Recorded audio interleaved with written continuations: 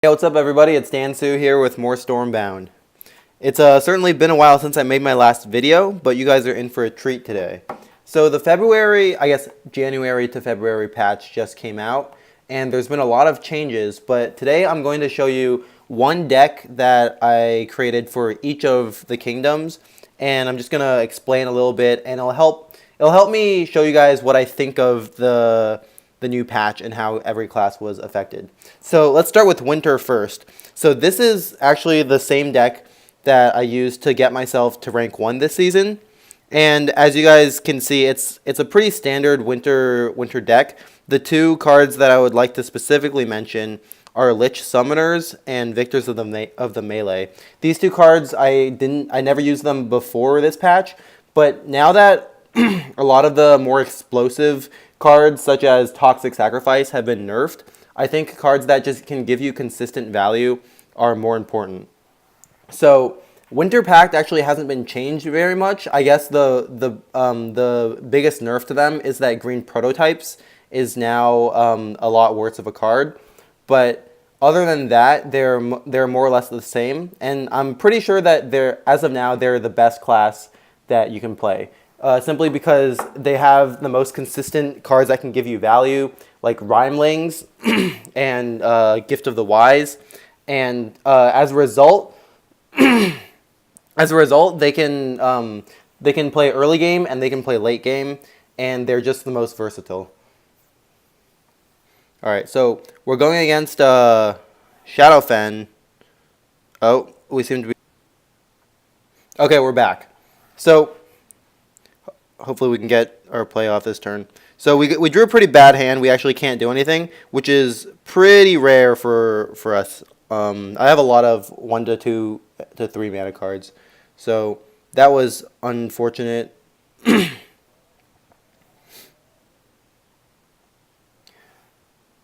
The other classes right now all got nerfed pretty hard. I'd say that this patch overall was a big hit to them, but I think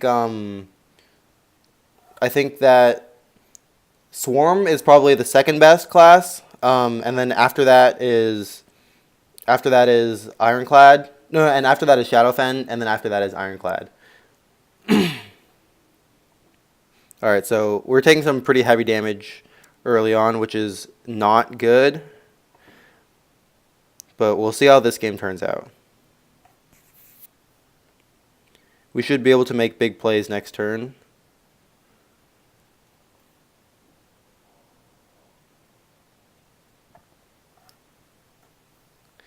So a quick note about the state of the game now that now that a lot of explosive cards such as Kindred's Grace and Broken Truce, like all these cards that can give essentially unlimited value for a low amount of mana, now that they're all out of the game, what is going to be very strong is legendaries.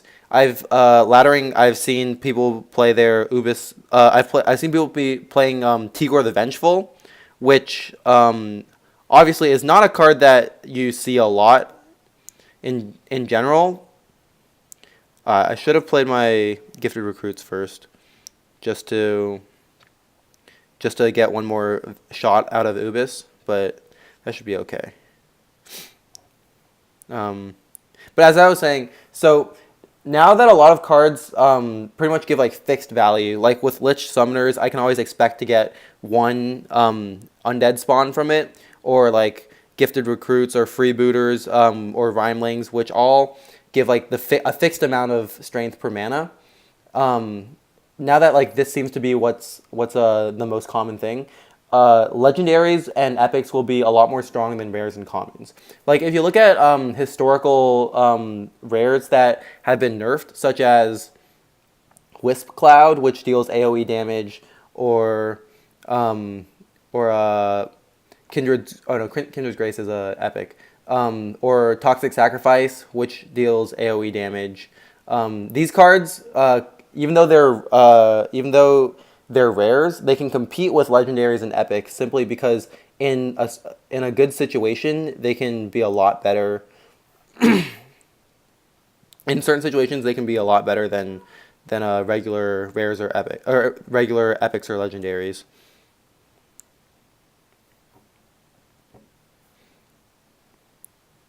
So this deck in particular basically just seeks to stabilize, and then we can take out the opponent with a Fat Siren of the Seas or Ulf the Hammer. It's very straightforward, and you'll notice that essentially the strategy is carried by my strong legendaries and epics, which some of you may view as a bad thing, just because that means that for lower ranked players who haven't spent as much time and money on the game, they'll be at a severe disadvantage, which is definitely true and unfortunate, I would say. But I guess if the developers want to nerf rares that can do stuff like that, or for example, say Herald's Hymn that can do stuff like that, then this is the only alternative to the game, because either the rares are and commons are strong, or the legendaries and epics are strong, and no matter which way it goes, somebody's going to be complaining.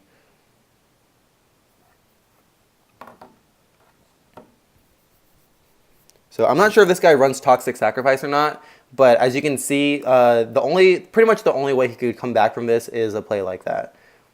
Which is why I think, even though Toxic Sacrifice was nerfed so heavily, it's still 100% core on Shadowfen decks.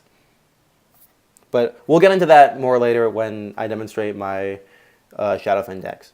So I do want to add on that legendaries and epics are very strong, but the other strategy that is also unfailingly strong is playing a lot of low mana cards. And the reason for that is because low mana cards just have higher mana efficiency than higher mana cards. Like, if you look at my level 4 Ulf the Hammer, he gives 15 overall strength for 9 mana, which is a lot less than a Gifted Recruits gives at level maxed out Gifted Recruits gives. Like this isn't even double, and Gifted Recruits at level 4 gives 5 strength for 2 mana.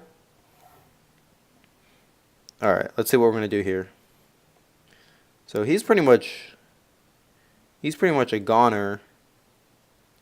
Let's just fill up his base with crap.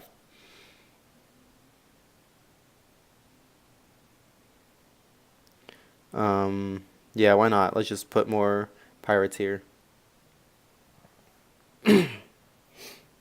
So if you're wondering how I got to rank 1 so fast, the answer is, once again, unfailingly, just like the last 3 months, grinding bots. I did have to run into a lot of actual players, but this deck did pretty well. The hardest matchup by far is Swarm, which is why I think Swarm is a contender for best kingdom, or at least second best kingdom. But the thing is, Swarm decks really can't live into the late game. And in past variations of Swarm, they could sometimes like grind you down with cards like Vindicators. But now that they don't have Broken Truce, they can't really reliably use Vindicators because they can't gain value with any card really. The nerf to Pan Heralds and Swarm Callers is also pretty big. I think that Pan Heralds might still be usable, but Swarm Callers is definitely a pretty bad card now. Alright, so that was the game with Winter Pact, and as you can see, it was pretty fluid, even with an atrocious start, and trust me, this is probably one of the worst starts I've ever had. Like, if you don't play anything on your first turn, that's really bad. And even with that, we were able to come back decently. So this is the Swarm deck that I'm going to be piloting.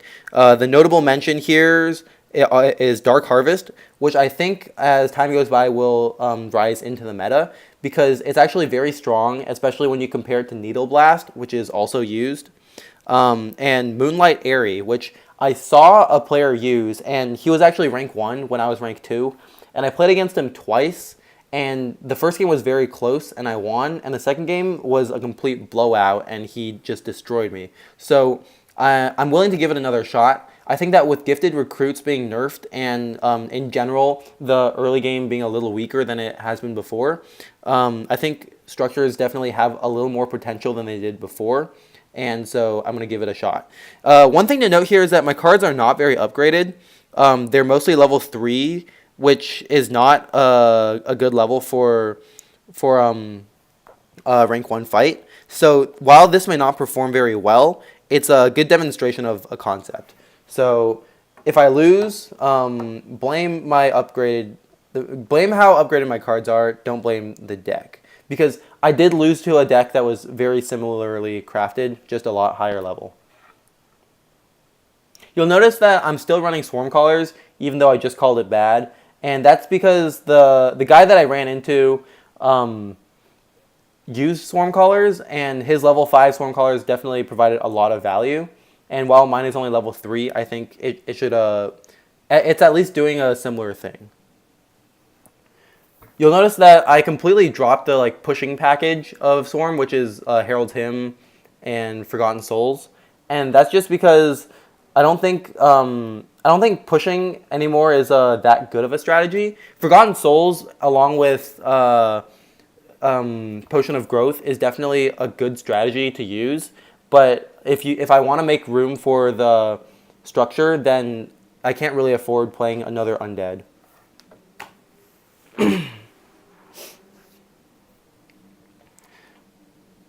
So back to talking about the overall balance of the game. One more reason that I think playing legendaries is a good strategy is because, as the developers have previously said, they are fine with having legendaries be stronger than your average card. So this means two things. One is that they literally just admitted that legendaries are very strong. So if you can, then I would play them. And two, basically what they're saying is that they don't plan on nerfing legendaries most of the time unless it gets way out of hand. So that means that it's safe to spend your fusion stones on upgrading legendaries. Whereas if you tried to upgrade your epics or your commons or your rares, then it's possible that at some point the developers will just nerf it out of nowhere, which can be devastating for your fusion stones. That's one thing that I would like the developers to address a little better, which is which is a lot of or very few card games constantly change cards that have already been released, and I think as an early game, Stormbound gets some slack for doing that. But if this is a pattern that shows up consistently, then at some point it's just very harmful because you have to upgrade cards and then wonder if they're going to get nerfed. So I think what the developers should do, and they've probably taken this into consideration already and are working on something similar to it, is they should really just compensate players who spent fusion stones on a card that then got nerfed, because it really makes no sense for that to happen, because you can't predict that a card's going to be nerfed and then or if you predicted that a card's going to be nerfed, then it's probably worth playing at the moment. So then you have to choose between, well, should I play the game or should I save my fusion stones? And it really doesn't make sense to have to make a choice like that. All right, so we're gonna pop out a Moonlight Airy here and hope that it starts carrying us, because the CPUs once again got buffed and they're actually pretty hard now. As you can see, I'm losing the board state pretty solidly. Yeah, it's not looking good over here.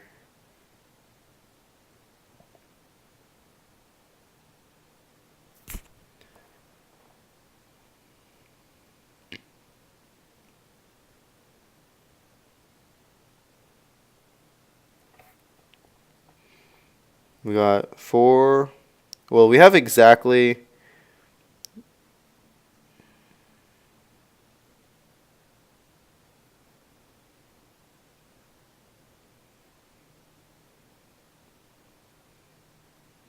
We have to find a way to take out this gifted recruits over here. It's getting really close to our base. Maybe we should just run our restless goats into. Nah, let's put our restless goats here.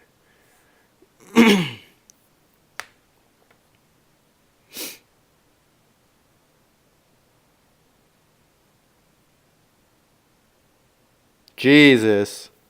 That's really good positioning for his gifted recruits.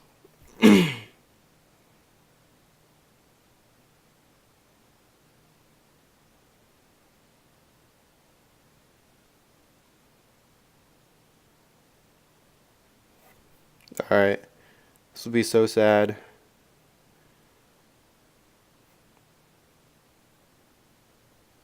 Ah. Alright. We're about to take a massive amount of damage here.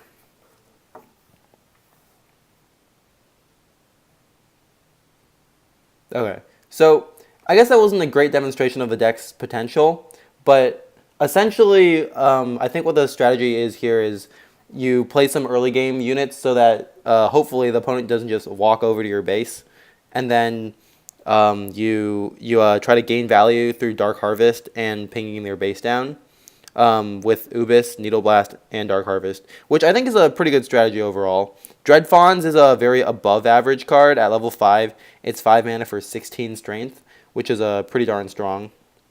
And or for 12 strength, which is pretty darn strong. And yeah, overall, I think give this deck a shot if it's more upgraded, or even at lower levels. I think this is a very strong deck already. Just you can't compete with all level 5 cards, even when a CPU is playing them. All right, on to Ironclad. So the one upside of Ironclad is that with everything being nerfed, I think their structures may have time to make a comeback. And by their structures, I mean Emerald Towers, which isn't actually an Ironclad structure, but Dr. Mia kind of allows it to be a little better than it is. Because I think currently most of these structures, upgrade point is a little too situational. And I think Siege Assembly has potential, but it is 1 mana. It is 1 mana more than my Emerald Towers, so we'll see. We'll see how it goes. I think Siege Assembly honestly does also have potential, but running 2 structures in one deck is already very scary.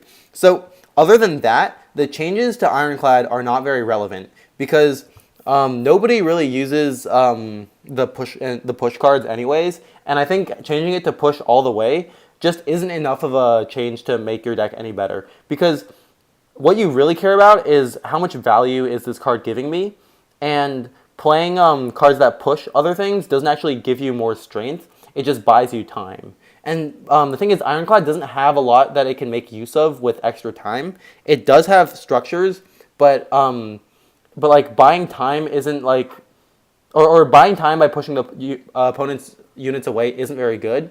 Like what would be good would be to give you a tactical board position, like freezing the opponent's units all around your structure or something like that. But Ironclad can't really do that right now. And so I think the buffs / nerfs, because they in exchange for removing the range on the pushback, they decreased the strength of several units, and this actually just ended up making them even worse than before.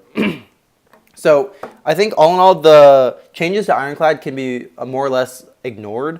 They nerfed boosting Elixir by a little bit, which I think was kind of uncalled for, just because it wasn't really a card that was getting out of hand. It was pretty fair, and it was definitely something that Ironclad needed. But now it's weaker.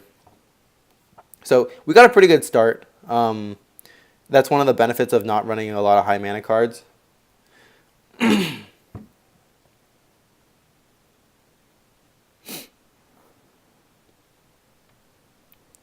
Alright, so we're going against a Swarm deck.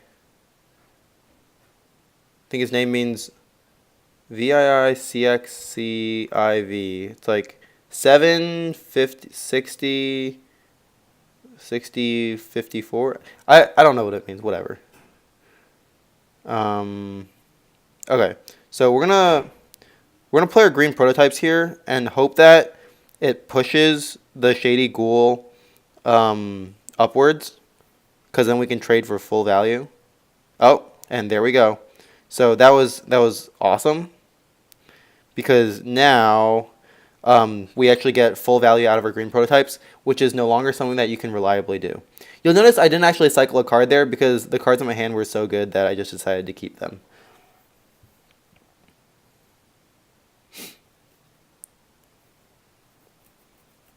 So this deck actually runs Project Phoenix, which is a pretty bad card overall. I'd say comparing Phoenix to the Lich Summoners that I was using in my winter deck, I'd say Lich Summoners is actually better overall. It's just that Project Phoenix is a construct, and that does have some synergy with the rest of my cards. So we're actually going to cycle this guy. And we're going to... Pretty straightforward here. He's probably going to try to rush us, which is not good, to say the least. But...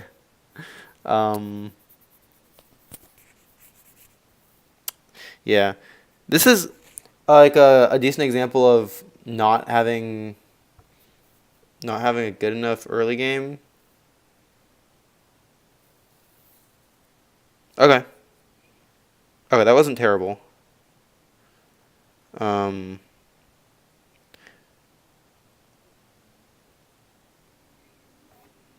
chuck our linked golems. So the thing is, we could put Emerald Towers here and then Dr. Mia, but that would block our column off, which is actually very bad. So I'm thinking we could possibly Chaotic Pupil, just to save ourselves some damage. But I don't know if that's a great idea. Okay. You know what, let's Pupil. And then put a Lawless Hero here.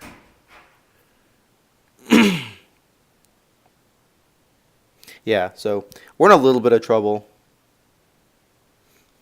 I think, for example, a First Mutineer would have been really good there, just so that we could hit both of them. I should probably consider adding that to this deck, but I really wanna get my Dr. Mia off, because that was the whole point of playing this deck. We might not get the chance though.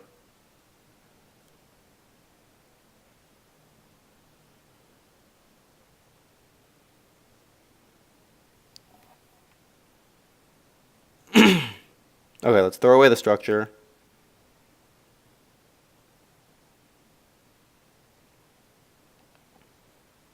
Yeah. So we're in a bit of a jam here, but we're fending them off a little bit.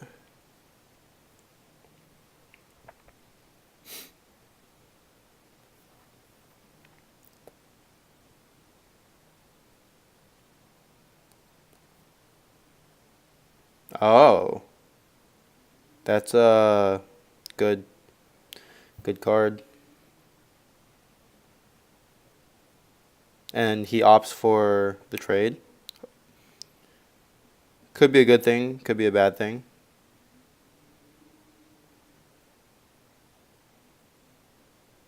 Okay, so I think we're going to go for a full line of defense. Let's summon Militia first, just to... Oh, of course.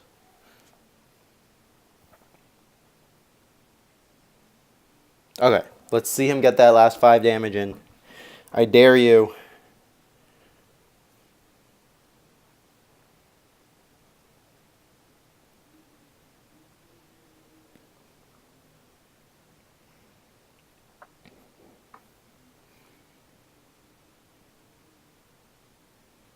Oh, alright. That's a very good start.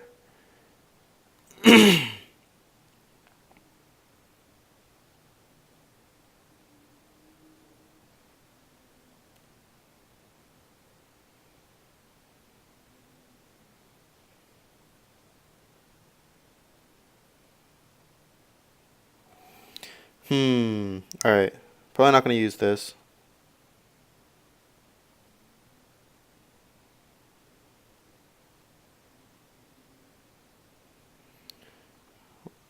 We want to keep him from pushing his front line up, so...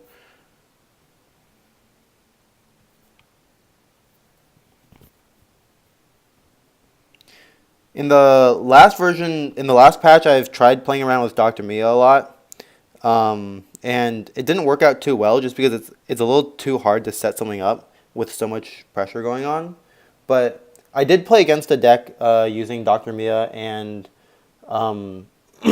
the structure that I'm using right now. And it performed pretty well, especially because, well, I was playing Winter, so it's a little harder to fight their their structures, just because I don't have so many tube movement. Oh, wow. Okay, good thing that wasn't upgraded.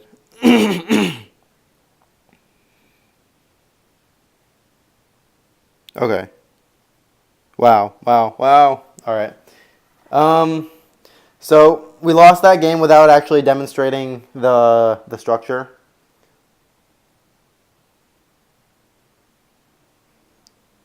But let me show you the Shadowfen deck. So the Shadowfen changes are pretty brutal. I think Crimson Sentry got nerfed the hardest because it's no longer surrounding. And even though some people say that this means that they can use it more tactically by not hitting their own units, I think like the chance overall of you hitting a surrounding unit or like a unit diagonally versus vertically is pretty much the same. So it's really like the trade off is the same. Like, would you rather be poisoning only vertical and horizontal versus would you rather be poisoning surrounding? Like that amount of difference, I would say, is about the same as would you rather be poisoning nothing or would you rather be poisoning vertical and horizontal? And like the answer there is like very obvious. Like you'd rather be poisoning something. So Crimson Sentry, I would say, is overall a worse version of Toxic Sacrifice. And so I'm using Toxic and I'm not using Sentry. And so I'm using a lot of the same cards that Shadowfen has been using all along. But now Brood Sages suddenly becomes a little bit more viable simply because it's there to pick up the pace where the previous poison cards left off. I'm using Marked as Prey, and even though it's not that upgraded, I do want to give it a test run because it now that it got buffed, it does seem like a pretty good card, especially at level 4. At level 5, it can be 4 mana for a 16 strength swing, which is pretty good, pretty good.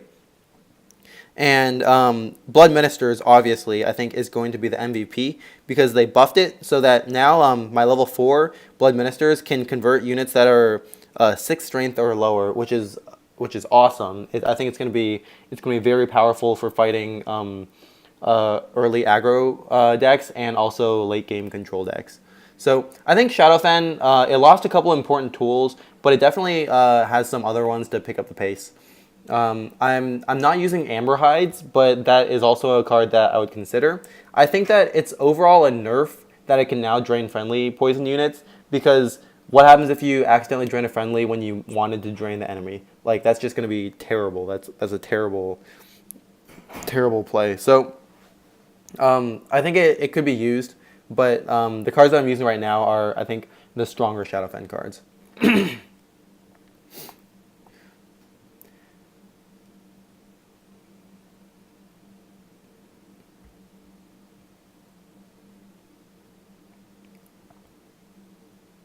So let's talk about the like me making videos in general. I guess I've kind of slacked off because I've been busy, and I really want to change that. And one of the other reasons why I haven't made so many videos is because like making videos where I just talk and play sometimes like feels kind of like cheesy because it's like decently low effort for me.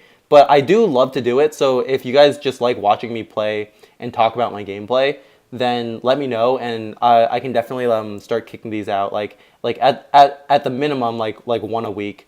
I could probably do a lot more than that if I'm free because it's fun for me. And if you guys can learn a thing or two from my gameplay, which I hope you guys do, then I'll be sure to keep doing them. All right, so this is a CPU. Hopefully we shouldn't lose to it. I should say that the time that I lost with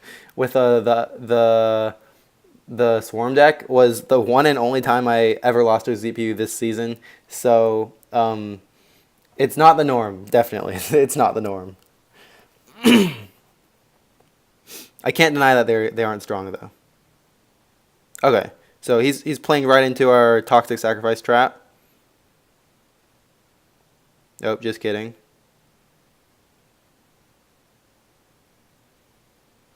Well,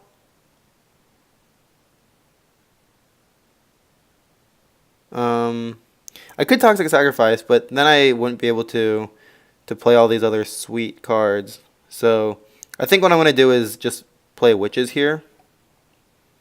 that fat, which is for, let me see, base 4 plus 4, for 4 mana for 16 strength overall. Very solid play. Oh, and look at that. He didn't have enough resources to wipe us out. So we're going to chuck this. And I'm going to play Ubis here.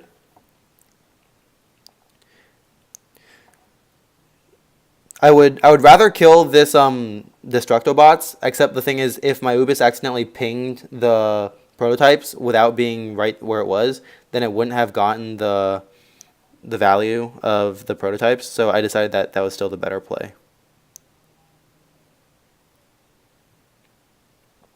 Okay, so we're just gonna flood the board here. Oh, the card I forgot to talk about, Kindred's Grace. So Kindred's Grace actually right now, it's not nearly as good as it used to be, but I think it might still be viable for a Shadowfen deck. And the reason why is that the old Kindred's Grace was very strong, but the one thing that it lost to was Toxic Sacrifice. And now that people aren't going to be playing Toxic Sacrifice as much, just because people aren't going to be playing Shadowfen as much, I think it might actually be quite a viable card. Because I think at level 5, it still only gives 2 strength to other units of the same type, which is unfortunate, but it's still, like, let's say I do Rain of Frogs at level 5.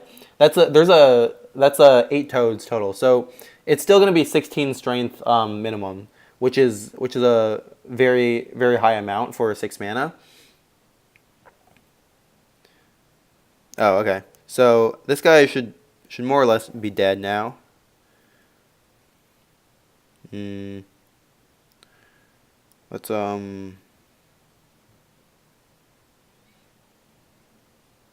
stick a Azure Hatchers here. And let's stick a Dubious Hags here. And let's put Brood Sage behind Dubious Hags so that when Dubious Hags dies, it won't spawn anything. Oh, actually, we could have just put Witches there to blow him out. Alas, he must die a more painful death. 1-2. Yeah, Ubis the Hunter is so strong. Right now, I need 150 Fusion Stones to get him to level 4, but I'm heavily considering doing it just because it's so good. All right, let me play one more game with Ironclad just because I really want to show off what happens when you can get an Emerald Towers going and protect it. Hopefully we won't get run over by another Swarm deck. So this is what I'm saying. Once all the like strong rares get nerfed, like green prototypes was a rare also, and notice how now they're a lot worse than they were. Once all the strong rares and accessible commons get nerfed, what's going to be dominating the metagame, number 1 is strong legendaries, and then number 2 is going to be a lot of early game cards. So, and obviously the best deck to use early game cards in is Swarm because they have access to Restless Goats and to push mechanics, and so you're just going to see more Swarm. But it's like, that's pretty much like the design of the game, and I think that it's not necessarily a bad thing as long as you can still see things as fun. Now, obviously, what I like view as fun would be like murdering the opponent with like a bunch of 10 strength frogs. But if Kindred's Grace was a 1 month thing, then so be it. I'm sure they'll come out with other bonkers combos later that hopefully won't get nerfed so hard.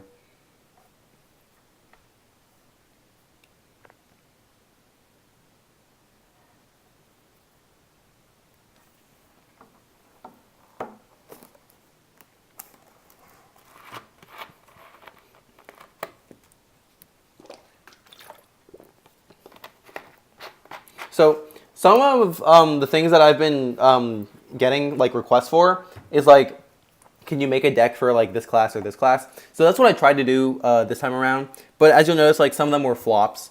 Like I lost a CPU on Swarm, and my Ironclad deck didn't work out so hot either. And But like I'll keep trying. One of the limiting factors was that I couldn't upgrade my cards enough for all of the classes respectively, which is why, especially early on, I worked on a lot of Winter and Swarm decks because I upgraded those cards.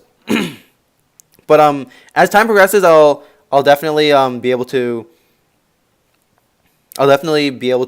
make other decks, and even if I can't like make them well, I can at least show you the general strategy for them.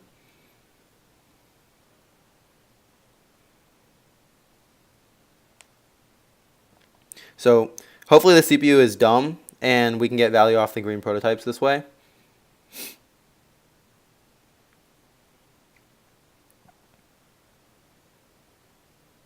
Watch, they're gonna go for this lawless hero. Nope, they're not. Oh man, props to whoever fixed the CPU because it's definitely a lot smarter now than it used to be. Okay, great. We got the combo for next turn. So what we're gonna do is we're gonna put some units in each of the side lanes, just so that we can hopefully get off Emerald Towers and Dr. Mia.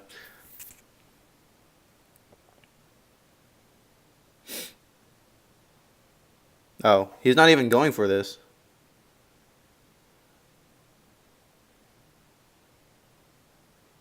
Oh, did not know that that was the interaction.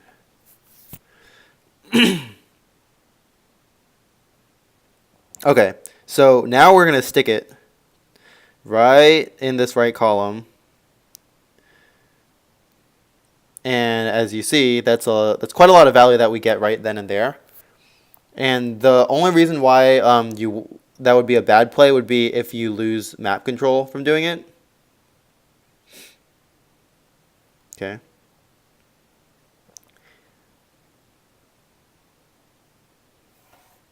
Very solid. We have exactly 7 mana.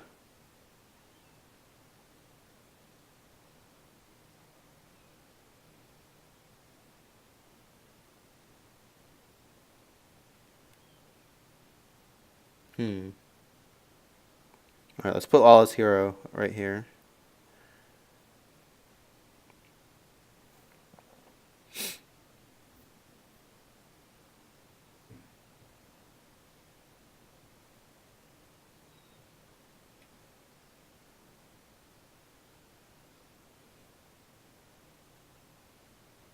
Ooh. Oh no. Our Emerald Towers that we took so long to build.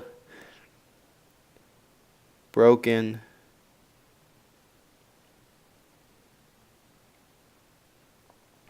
Alright, let's chuck our Chaotic Pupil.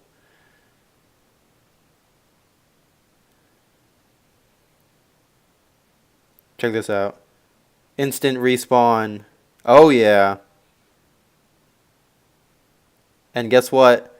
Now his Ozone Purifier is going to walk up, and then we're going to kill it to guarantee that it comes out again. What a beautiful play. Except we can't see it because the legendaries are glitched right now. You probably, I don't know if you noticed, but whenever there's 2 copies of a legendary, I think it also just glitches really bad. Oh no! They dealt damage to my Phoenix, so it no longer works. Ah, stupid ass Phoenix. Okay. It's okay. What we will do is we'll just play our whole hand.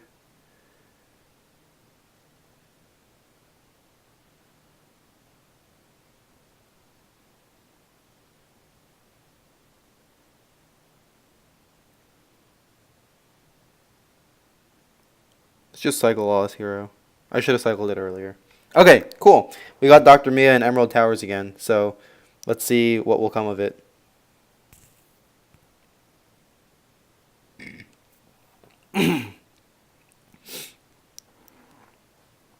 As you can probably see, my cards are pretty upgraded. I have a 16 health base, and yet I still have so much more to upgrade because I'm just getting destroyed by the CPU over here.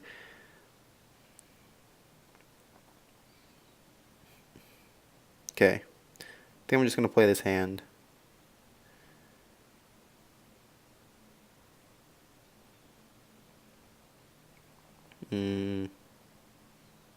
Emerald Towers. Dr. Mia.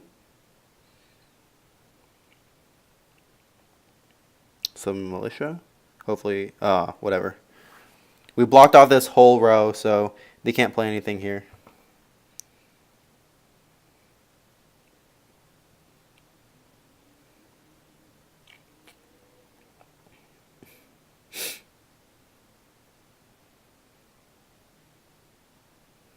Oh, wow. They just want to hit our base.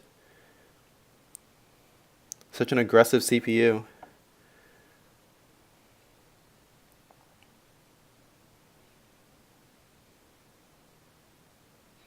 Okay, this is what we're going to do. We're going to play Chaotic Pupil here.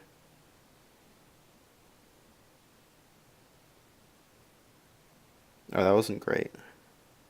Well, we have 7 mana exactly, so...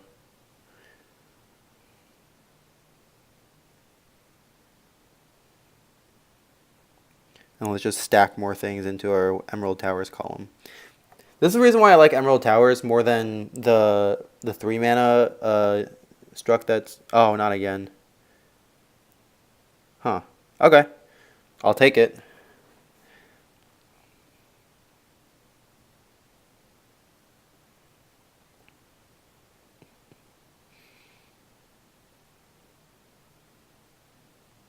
Alright, hopefully we don't get blown out at the end of this game by like a random needle blast. That would suck.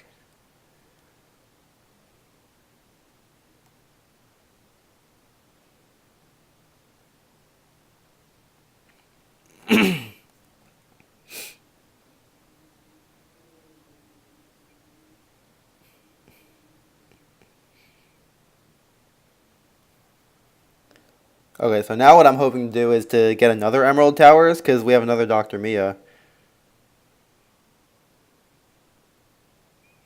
Okay, thankfully he couldn't ping our base more, because at this point I'm just getting scared.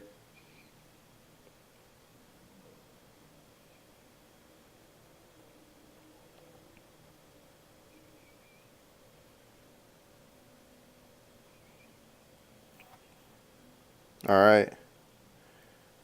Let's do it. Gonna throw away prototypes. The game is getting late enough that it's not really relevant.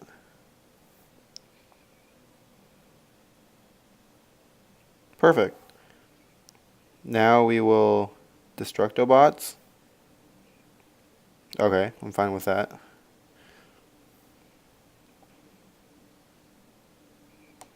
And we will put stuff over here so that hopefully he won't ping us more with that overchargers thing.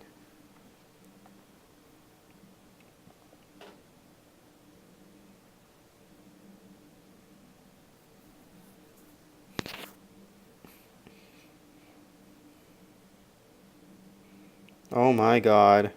Just has so much.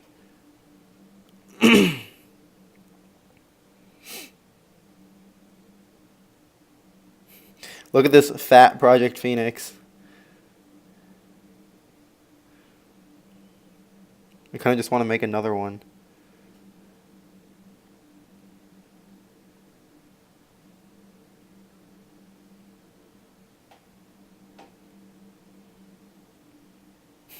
Alright, let's put our other Project Phoenix right here. Oh no, the first one disappeared. Ah, not again. It's okay.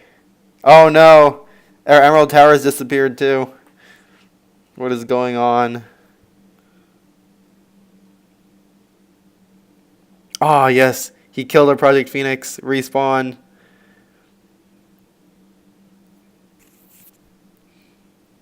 Okay.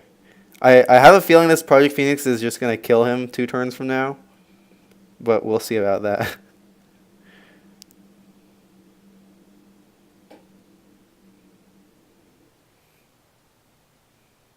Okay. We should throw away our prototypes.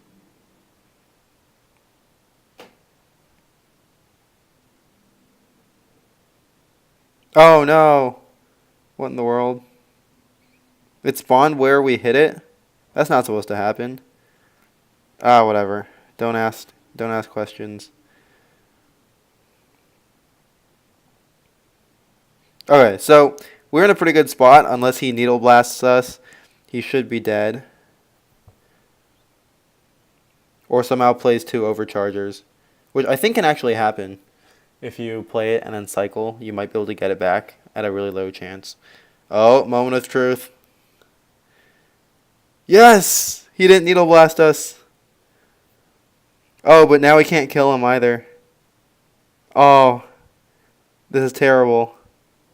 Oh, he's going to overcharges us? Okay, this game is getting really, really close.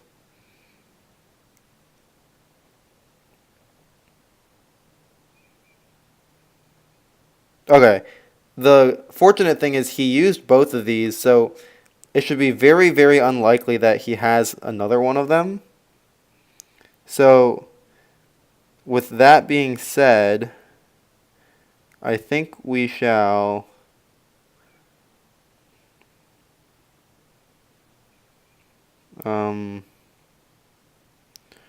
I think we shall just play like this. Buffer Dr. Mia.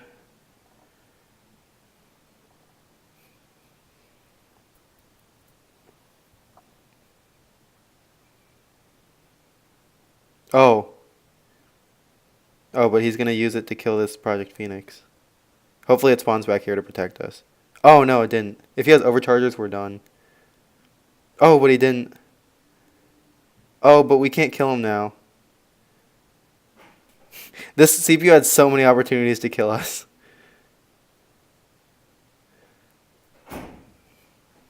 Okay. Hopefully we can draw into our chaotic pupil so we can just finish him off right now. Because I'm getting a little scared here. Oh, but we can't. Okay. Then we must spam more of these guys. Oh, he went invisible. Okay, everyone is invisible. Hopefully some militia goes into the right column. Oh, but actually we have emerald towers to protect us there. Okay. We should be safe from everything except needle blast. Please don't draw needle blast again. Here we go. Moment of truth. Oh no. Oh no. Oh, we lived. Okay, we're safe. We're safe from overchargers too. Okay, the CPU is done for. He knows he's done, so he's just BMing us by playing all this stuff. Ah, okay, great game. So, that was pretty worrisome. I guess the lesson to learn here is that Needle Blast is a broken card that the devs should nerf. Just kidding. I think Needle Blast is a lovely card, and it's actually perfect where it is. I think the design on it is great. So, yeah, that's about it, guys. Let me know what you think. Let me know what you guys want to see more of, and I'll be sure to get on it. I'm going to be back in full force, so look out for more videos. All right.